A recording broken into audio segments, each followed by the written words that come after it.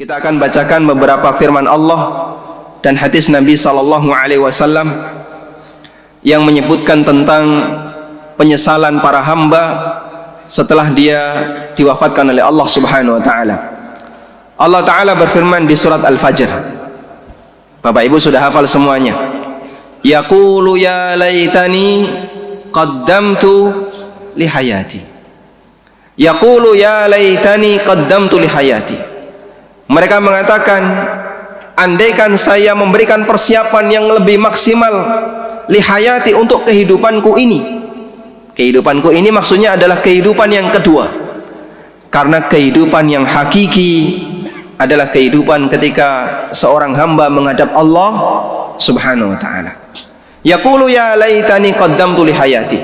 Semua manusia menyesal.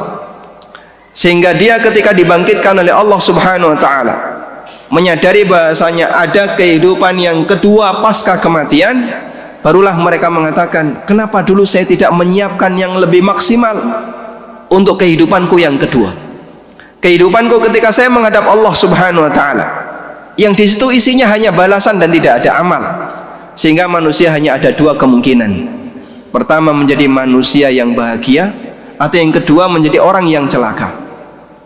Namun penyesalan itu tidak ada gunanya, karena manusia yang sudah mati mustahil bisa balik lagi ke alam dunia. Sehingga hadirin yang dimuliakan Allah Subhanahu wa taala, penyesalan yang tidak ada artinya seperti ini baru dialami oleh manusia setelah dia sangat yakin bahwasanya dia telah ketemu Allah Subhanahu wa taala. Karena tingkat keyakinan manusia itu diukur dari sejauh mana dia mengimani dalil yang disampaikan oleh Al-Quran dan Sunnah. Ketika dalam kehidupan dunia tidak ada satupun di antara kita yang pernah melihat azab kubur atau alam kubur. Tidak ada satupun di antara kita yang pernah melihat surga dan neraka. Semuanya dirahasiakan oleh Allah. Tapi dari mana kita tahu kalau besok akan ada alam kubur? Dari mana kita tahu kalau besok akan ada surga dan neraka? Jawabannya dari dalil. Sehingga posisi kita saat ini, saya yakin ada surga dan neraka, itu sifatnya baru ilmul yakin. Sifatnya baru ilmul yakin. Dan taraf ilmul yakin ini manusia bertingkat. Ada orang yang punya taraf ilmul yakin sangat tinggi, sehingga seolah-olah surga dan neraka itu berada di hadapannya, sebagaimana itu yang dialami oleh para sahabat. Makanya para sahabat mengatakan kepada Nabi SAW, ya Rasulullah, kami kalau mendengarkan ceramah Anda, berada di depan Anda, mendengarkan tausiah Anda, seolah-olah kita itu melihat surga berada di kanan, neraka berada di kiri. Sehingga mereka menjadi orang yang sangat takut kepada Allah Subhanahu wa taala. Itu karena tingkatan ilmu yakinnya sangat tinggi. Bukan karena mereka melihat kejadiannya, surga dan neraka tetap dirahasiakan oleh Allah, tapi karena ilmu yakinnya sangat tinggi, sehingga ketika mereka mendengarkan tausiah Nabi SAW, seolah-olah surga dan neraka itu ada di hadapannya.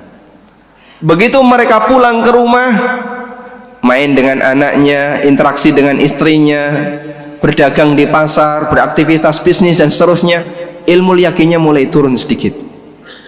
Akhirnya mereka merasa, jangan-jangan kami ini munafik. Kami ketika berada di hadapan Nabi SAW, seolah-olah kami menjadi orang yang sangat bertakwa, tapi begitu beraktivitas dunia, tiba-tiba nilai ketakwaan itu mulai turun. Surga dan neraka tidak bisa kami lihat lagi, karena nilai ilmu yakinnya mulai turun. Teriaklah sahabat Handalah. Handalah mengatakan, nafaqah Handalah, nafaqah Handalah. Handalah munafik, Handalah munafik. Lalu ditanya oleh Nabi SAW, kenapa kamu teriak seperti ini? Menyebut dirinya sendiri munafik. Dia mengatakan, ya Rasulullah, saya kalau berada di hadapan Anda seolah-olah surga dan neraka ada di depan saya. Tapi kalau saya sudah pulang ke rumah, main sama anak-anak, berinteraksi dengan istri, berdagang, beraktivitas dunia, semua itu hilang. Apa kata Nabi SAW? Andaikan kamu punya perasaan yang seperti itu terus, seolah-olah surga dan neraka berada di hadapanmu, la safahatkumul malaikah, tentu para malaikat akan nyalami kalian, karena kalian sudah bukan lagi manusia bumi, tapi manusia akhirat. Sehingga hadirin yang dimuliakan Allah, tingkatan manusia untuk semakin bertakwa kepada Allah ketika dia memahami akan adanya kehidupan yang kedua, itu berbanding lurus dengan ilmu yakin yang dia miliki. Makanya semakin banyak seorang hamba belajar masalah akidah, semakin banyak seorang hamba menanamkan dirinya tentang pengetahuan masalah hari akhir, akan semakin menambah ilmu al-yakin.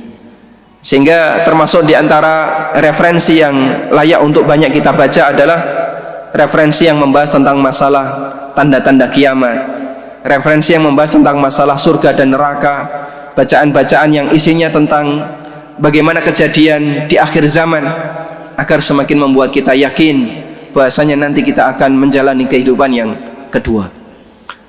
Ada juga manusia yang sama sekali nggak punya ilmu yakin. Sudah datang peringatan kepadanya, tapi dia nggak percaya. Saya nggak yakin kalau besok akan ada surga. Saya nggak yakin kalau besok akan ada neraka. Berarti ilmu yakinnya nggak ada sama sekali. Kalau ilmu yakinnya nggak ada, di posisi inilah manusia itu akan mengalami penyesalan yang paling maksimal ketika dia menjumpai secara langsung.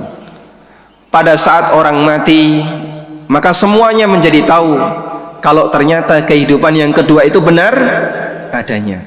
Sehingga tingkatan ilmu yakin naik menjadi apa, Pak? Menjadi apa? Ainul yakin. Menjadi ainul yakin. Melihat kejadiannya, ternyata malaikat itu benar, ternyata adanya surga dan neraka itu benar, ternyata adanya azab kubur itu benar. Pada waktu dia merasakannya menjadi hakul yakin. Nah, hadirin yang bukan Allah, ainul yakin menjadi tidak bermanfaat ketika seorang hamba itu tidak memiliki ilmu yakin. Allah Subhanahu wa taala firmankan ini di surat As-Sajdah, walau tara idzil mujrimuna nakisu ru'usihim 'inda rabbihim.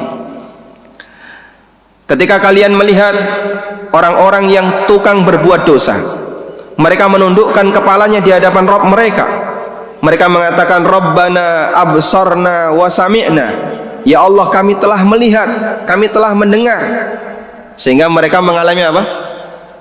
Ainul yakin. Kami telah melihat adanya siksa, kami telah melihat adanya balasan. Ternyata semua yang dulu diinformasikan oleh Al-Quran dan Sunnah adalah benar.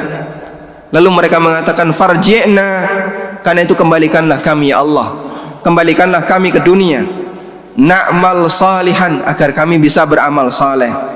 Inna muqinun, barulah saat ini kami yakin. Barulah saat ini kami yakin, karena dia sudah melihat kejadian. Dulu ketika dia diberitahu, dia nggak yakin, karena dia nggak punya ilmu yakin. Begitu melihat kejadian, baru mereka ngaku yakin. Kata Ibnu Katsir rahimahullah, ai qad aiqanna wa tahaqqaqna anna wa'daka haqqun wa liqa'aka haqqun. Artinya kami telah yakin dan kami telah sadar bahasanya janjimu ya Allah itu benar, dan pertemuan denganmu ternyata adalah sesuatu yang benar. Padahal dulu mereka mendustakannya, mereka nggak percaya. Nah, tingkatan seperti ini itu bertingkat. Seorang muslim saja ini tidak satu tingkatan. Ada muslim yang hakul yakinnya atau ainul yakinnya sangat kuat, ilmu yakinnya sangat kuat, sehingga seolah-olah janji Allah itu dia lihat di hadapannya. Ada juga yang ilmu yakinnya sangat rendah, sehingga ketika dia diingatkan untuk kemudian berbuat taat, meninggalkan maksiat, dia meremehkan. Nanti juga ada kesempatan untuk tobat, yang penting pokoknya ini masih muda, foya-foya terserah, karena ilmu yakinnya rendah. Nah, hadirin makan Allah Subhanahu wa taala, semangat manusia untuk beribadah kepada Allah itu salah satu di antara pendorongnya adalah ilmu yakin ini. Sehingga penyesalan di hari kiamat ketika hakul yakin sudah dia jumpai tidak ada artinya, karena dia tidak punya ilmu yakin atau ilmu yakinnya sangat rendah. Maka dia menyesal, kenapa dulu sholat saya kurang, dia menyesal kenapa dulu sedekah saya kurang, dia menyesal kenapa dulu berbuat baik saya kurang, dan seterusnya. Sampai Nabi SAW pernah menyebutkan 2 rakaat sholat sunnah yang mungkin bagi sebagian masyarakat itu adalah sesuatu yang remeh menjadi sesuatu yang sangat berharga andaikan penduduk kuburan itu dibangkitkan oleh Allah Subhanahu wa taala kembali hidup di muka bumi.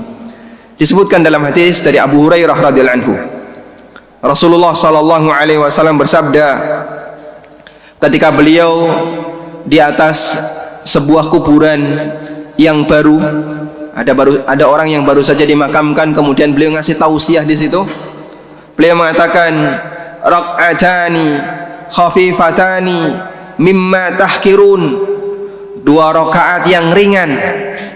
Yang ringan itu mungkin cuma membaca inna a'taina atau membaca surat al-ikhlas, al-fatihah plus inna a'taina. 2 rakaat yang ringan yang tidak sampai 5 menit. Watan fulun, dan yang kalian lakukan sebagai amal soleh, sebagai amal sunnah, yaziduhuma hadza fi amalihi ahabbu ilaihi min baqiyati dunyakum, yang itu bisa menambah amal seorang hamba ketika di alam kubur lebih dicintai oleh orang ini dibandingkan dunia seisinya. Tapi dia nggak bisa melakukan apapun karena orang yang sudah mati terputus kesempatannya untuk beramal. Sehingga jangankan beramal yang nilainya besar, cukup hanya bisa mengerjakan 2 rakaat yang menurut sebagian orang mungkin lebih baik tidur daripada mengerjakan sholat ini, itu lebih berharga dibandingkan dunia seisinya. Padahal kita kalau kemudian dikasih pilihan, di sebelah luar masjid ada uang 1 miliar tapi nggak boleh sholat, di dalam masjid boleh sholat 2 rakaat, kita milih yang mana? Kita akan lebih cenderung untuk milih dunia. Kita meremehkan 2 rakaat yang kita anggap sebagai sesuatu yang ringan. Hadirin yang dimuliakan Allah Subhanahu wa taala. Imam Qatadah Ibnu Di'amah rahimahullah ketika beliau membaca ayat semacam ini, penyesalan orang-orang di hari kiamat yang mereka minta kepada Allah, Rabbana farji'na na'mal salihah, ya Allah kembalikanlah kami ke dunia agar bisa melakukan amal soleh. Beliau mengatakan, demi Allah, yang mereka harapkan itu dikembalikan ke dunia bukan dalam rangka untuk ketemu keluarganya, bukan dalam rangka untuk ngurusi hartanya, bukan dalam rangka untuk mendatangi hadiah dunia, namun mereka dikembalikan ke dunia, berharap dikembalikan ke dunia hanya dalam rangka untuk bisa menjalankan ibadah kepada Allah. Cukup hanya mengatakan syahadatain, itu lebih berharga dibandingkan dunia seisinya. Sehingga mumpung masih ada kesempatan yang Allah berikan kepada kita untuk melakukan amal, maka jangan sia-siakan hal ini. Perbanyak ilmu yakin dengan cara menanamkan akidah yang kuat terkait masalah akhirat.